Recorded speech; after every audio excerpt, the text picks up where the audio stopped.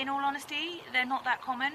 I think there's only maybe one or two that I've heard of in our department at our station. That's not to say there are obviously more in other stations, but they're not overly common, and that's a good thing really. But yeah, it's something of difference for us in our department. So yeah, not that common at all. We're keeping an open mind. You know, if any information comes to light, then that will be for us to look into. But yeah, we're keeping an open mind at the moment. So it's essentially, the complainant describes it as a care uniform. So it was thick-rimmed dark glasses, PPE in terms of a surgical mask, scrubs, and then a PPE apron over the top. There's a number of things that we would seize during the course of an investigation.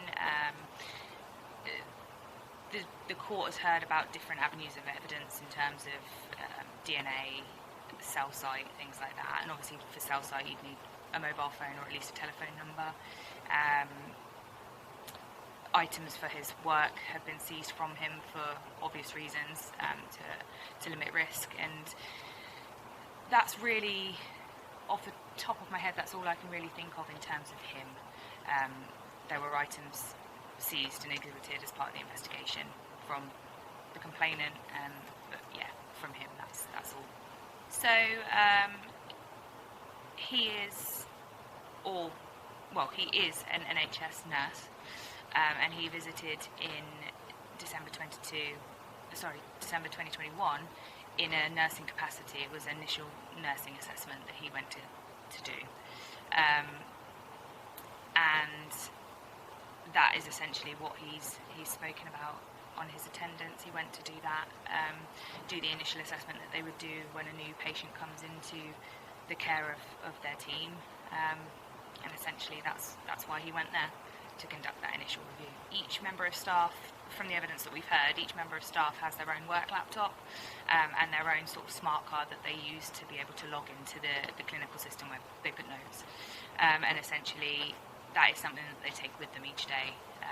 It's during COVID, so often working from home or outside of the office environment. And it's simply a case of using your smart card to log in, and then you have access to records. We've heard evidence from the prosecution side that we find it odd that records have been checked on days he's not working or days that he's on annual leave. We've heard defence evidence from him himself saying that that's not unusual. I would check my records the day before I'd go and see somebody. So that's a matter for the jury to decide. Essentially, within his phone records, he has viewed an article 5 days after the offence has occurred, online, and in interview stated that he had seen that in a post office on the front page of a newspaper, and that's why he's gone and researched that article. Now we know that was published 3 days after, in print 3 days after he's viewed it on his phone, so it can't be possible that he's seen it and that's why he's researched it. Seen it in print, and then researched it on his phone, because we know he's researched on his phone before it was in print, 3 days before it was in print. However, the web history on his phone also shows that he looks at the news quite regularly, so his suggestion is that he's just come across it when he's checking news, which is different to what he said in interview. Well, this is a serving member of the NHS. They're a very trusted profession. They have a certain amount of power when they go into people's homes, into care homes, and people deserve to be safe in their home. So essentially for us, we need to minimise the risk of this happening to anyone at any time. And so essentially that's why we're at the point we're at now, because we need to limit or completely stop anybody else in the future. There's lots of different things. So if he's convicted himself, there's always a possibility of a custodial sentence, potential for sex offenders register.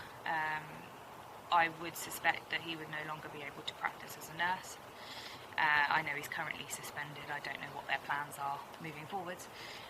But in terms of him, he would be unable to work in that kind of setting again, we would ask that he would notify police of any sort of employment that he went to going forwards as part of his requirements should he go onto the sex offenders register.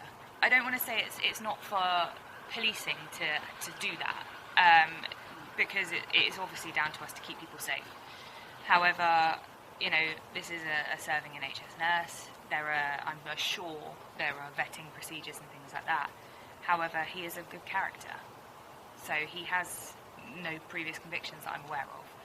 And so it's really, really difficult, because you can put people through vetting and security checks and stuff, but you just don't know. This would be his first offence, so